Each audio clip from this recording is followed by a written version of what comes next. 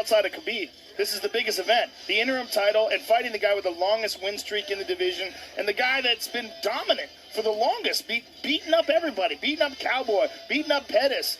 I mean, beating up Barboza. I mean, Justin Gaethje put on a show tonight. I mean, I'm going to have to go over and watch this 3 or 4 times to really let it sink in. But as the fight went on, we were wondering whether or not he could keep the pace. I mean, the fact that he ate that uppercut, too.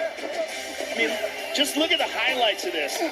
Justin Gaethje won this fight with clean striking, beautiful technique, and listening to his coaches as well. Yeah, he did. Justin Gaethje, when you look through the show and you see the types of tweets from the level of athlete and people around the world that we're watching, Justin Gaethje's profile will raise 10 levels because of what he did tonight. People love a fight. And now when they hear Justin Gaethje's fighting, they will tune in. But, man, he fought beautifully. He fought as well as I could have ever thought anyone would fight in this situation. Dude said that he blocks everything out, lives in the moment. He sure did. The crowd would have been going insane watching that fight, but Justin Gaethje competed as if they had 20,000 people in here. His counter striking was phenomenal. His leg kicks, I mean, he said he would start from the bottom and go to the top. He did that, and he broke down a guy who is actually the boogeyman. He broke down Tony Ferguson in a way that we never thought was even possible. Now, he made Tony human. Yeah, he did.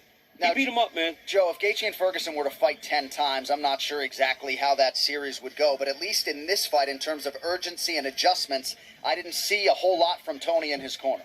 Well, Tony's a guy that was preparing for Khabib Nurmagomedov. A grappler. So he's preparing for the best grappler in the sport. He's preparing for a guy who smothers you. So he's working a lot of his jiu-jitsu. He's working fighting off the bottom. He's working using triangles and elbows from the bottom.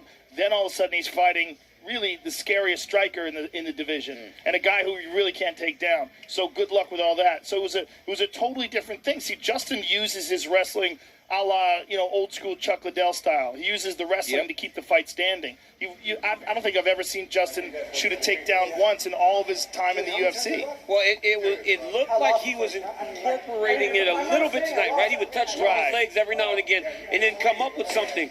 But this guy loves to fight, and honestly, even in the losses, right? He said the reason he lost was because he was having way too much fun. Yeah. He was having way too much fun, and you heard Trevor Whitman talk to him in the middle of the fight go, remember when you got too comfortable last time, you lost twice. Yeah. You got finished. So let's get back on track and get back to doing what got us ahead in the first place, and he did that. And look, man, I know Tony Ferguson would never quit, but that was a great stoppage.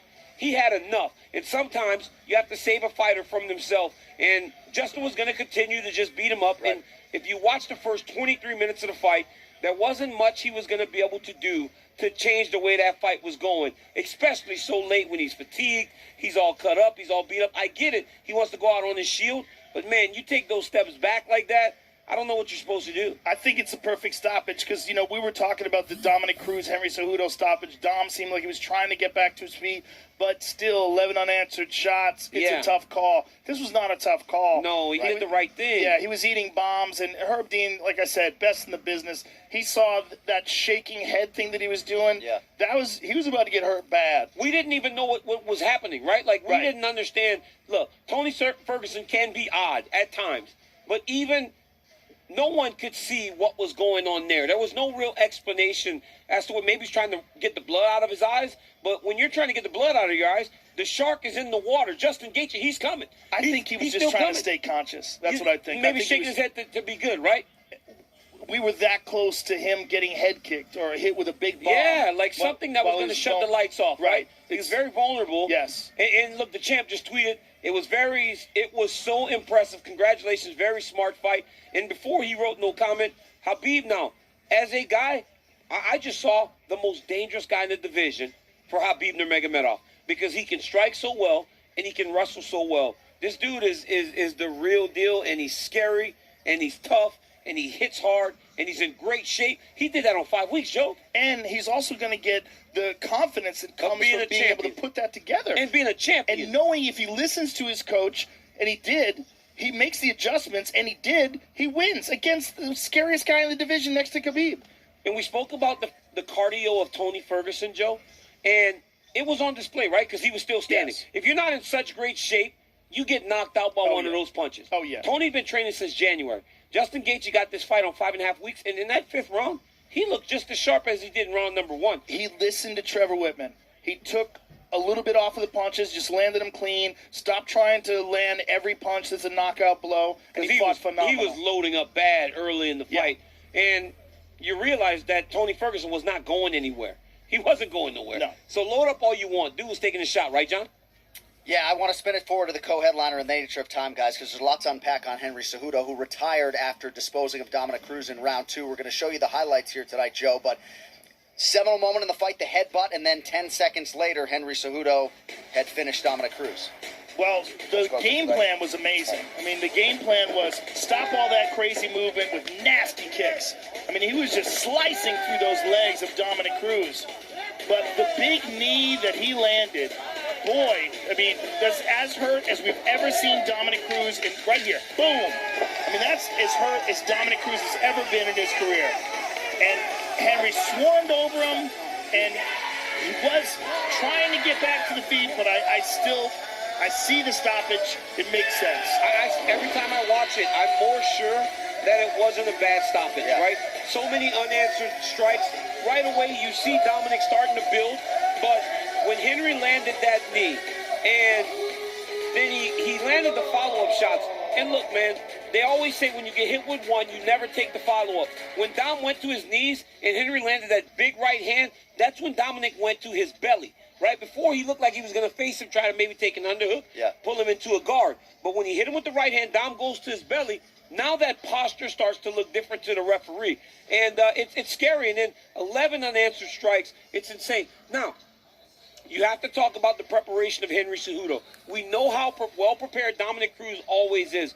Those leg kicks, Joe, he threw every part of his body into every one of them. And he was trying to slow Dominic Cruz down and also poke at Dominic's ego a little bit to make him stand in front of you and fight him opposed to just moving around so much. It was brilliant. I mean, it was a brilliant game plan against one of the most crafty, experienced guys in the sport. And a guy who's got just an amazing mind for MMA. And Henry Cejudo, he's just a winner. He knows how to win.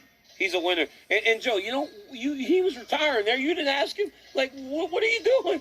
I mean, you're on top of the world. I knew he was thinking about it already. He had been talking about it already. So you were aware a little bit, so it was like, I mean, I talked to his coach earlier in the week, and he said, man, Henry keeps talking about retiring. I don't understand. So I'm kind of thinking, you know, Triple C, King of Cringe, a cringe moment. I think that guy can go and do whatever he wants. Hey, Joe. He can do whatever he wants. Figure out whatever it is that he wants to excel at, and he'll be great at that, too. I think people are looking at it and going, oh, he's going to be back. At 21 years old, as the Olympic champion, he retired from wrestling, right? And didn't go right into fighting. It's not like he quit wrestling to start fighting. He stopped wrestling to do other things, speaking engagements, all these other things. And now he's the king of the world. He's the number 1, 2, 3 behind Jones and Habib, pound fighter in the world. And he's saying, you know what, I'm out. I got a girlfriend now. Dude's like a 17-year-old got a new girlfriend. He's like, I'm going to go spend time with my girl. I got my money. I mean, Henry Cejudo can, I mean, dude's not slowing down. He's only getting better. Yeah, and he's still in his athletic prime. But if he decides that that's it, then hey. And they got some killers at 135, but who do you pick against Henry Cejudo? Aljamain Sterling, Piotr Jan, those guys are killers. But how do you pick anybody against Henry Cejudo with the way he's been improving? And he's still the flyweight champ. That's crazy. So the guy retires and he opens up 2 divisions. That's kind of nuts, huh? That's kind of nuts. We've seen a lot of temporary retirements in mixed martial arts, but this one feels like there might be some finality, Joe. We'll have to see. Man. Different guy. I think it is. If I had to guess, I'd say the guy retires and that's it. And he goes down in history, in his eyes, as the greatest of all time. Certainly he's in the argument. Olympic gold, greatest combat sports athlete. Yes. But, hey, what a short period of time. Yes, he was only here for how long? 5, 7 years? 6 years? Amazing. Ain't been long. There's no flyweight champ right now because of the missing weight in the Benavidez fight. So, you know, he's in this situation where, the guy leaves the top of the heap. Like, really the top of the heap. On top of the world. Well, gentlemen, memorable night for many reasons. Hopefully when we reconvene at UFC 250, we're a little closer. Do you think they'll let us? I mean, I don't know. I think Throw your weight around, Joe Rogan. No one listens to me. That's why we're so fun. Some things are normal. Us sitting Yes. at different tables, and Francis Ngannou almost killing people when they go to the octagon with them. It's insane. I mean, At least they let me do the post-fight interviews in the octagon. They were going to make me do it from like 2 yards. You threw a fit, though. Yeah. You threw a fit before the show. This is insane. Everybody tested. We're all clean. We're all clean. Everyone's been tested, but they were going to make me interview fighters from like 50 feet away. I'm like, I can't. I want to see them. I want to look in their eyes. I got to be honest. The interviews might have been better without the people driving people to say crazy things. Yeah. We got very clear thoughts from these guys in these interviews because 20,000 people aren't encouraging them to be crazy and yell out something insane. Look, I love a packed house. I love the vibe of the crowd and the energy of the craziness and like the T-Mobile Arena in Vegas. Yes. But this was great. Can I say something, Joe? I feel fortunate. Can I say something? I didn't hate it. I didn't hate it. I got to be honest. I didn't hate it. I enjoyed it. I didn't hate it. I feel like we're so lucky. Joe, we got to be right here to hear all this. I mean, at home, it's interesting. I watched the card from Vegas, the Charles Oliveira, Kevin Lee card. Right. It was interesting. It was weird, but I enjoyed it. But being here live, I felt very lucky. I felt very fortunate. Did you hate it, John? I use the fans as a performance enhancer. I certainly miss them at times tonight, but I think what's going to be interesting for us when we go backstage is to hear from all the fighters who heard every damn word we said. Someone's going to be mad. Or happy that DC gave them strategy. Our producer in the back telling me Carlos Parks is giving me credit for making adjustments. Yeah. Greg Hardy says it in the middle of the octagon. We've got to do something about that. If we're going to do it like this, we've got to find a way to not coach these guys. We worry about them when the fans are in the arena. Yeah, but it is what it is. We got to do it like this. Joe, I don't want to be further away. I'll be honest, Joe. You know, my mind is a cheat code. My mind is a cheat code. So you got to be careful with giving it away. Especially with wrestling. Yeah, man. I mean, my God, yeah, for sure. You're giving people some great advice. Fighting as a short person, I'm the king of. I'm 5'9". But that's good for everybody, man. It just makes the fights better. I got to be honest, man. Tonight was it was good, man. It was fun. I enjoyed it, guys. It was a great night. I hope you guys stay clean and stay healthy, and we'll see you next time. I felt really lucky. You guys are staying. Yeah, we're staying. I got tests scheduled tomorrow. I'm getting another swab tomorrow after this. I'm getting an antibody test, and I'm getting IV vitamins. Bam! I'm staying healthy. You staying healthy, huh, Rogan? Man, great I'm job. Here for the long haul. We're going to bounce out of here. Joe Rogan, Daniel Cormier. We're done? I'm going to sign us off the air. We'll do a post show if that's okay with you. Okay. Great job, it's guys. Too fun. Great job. It's too fun. It's like a podcast. Oh, what a night. What a night. Here in Jacksonville, Florida, the executive producers of the Ultimate Fighting Championship, UFC President Dana White, Ari Emanuel, and Patrick Weitzel. Our executive VP of Operations and Production is Craig Borsari. Our coordinating producer, Zach Candido. Tonight's show has been produced by Michael Lappy LaPlante and directed by the venerable Anthony Gio Giordana. A most memorable fight week here in Jacksonville, Florida. Jorginho Rosenstrike came in with big plans, but when Francis Ngannou fights, usually a referee is peeling Ngannou off of his opponent, and that's how it went down 20 seconds in tonight. Francis Ngannou remaining an absolutely terrifying force. The bantamweight title fight between Dominic Cruz and Henry Cejudo ended in round 2. Cejudo gets it done, becomes the first man to TKO Cruz in a mixed martial arts setting, and then Cejudo said goodbye to the sport that he has dominated for the last 3 years. That set the stage for a fight that was billed as maybe the most violent fight on paper in UFC history, and it delivered. Tony Ferguson and Justin Gaethje nearly went the distance, but Justin Gaethje eventually gets Ferguson out of there, and he heads back to Denver, the UFC interim lightweight champion. With that, for Joe Rogan, Daniel Cormier, and the rest of our crew, John Anik, saying so long from Florida. More live action this Wednesday on ESPN+. Good night.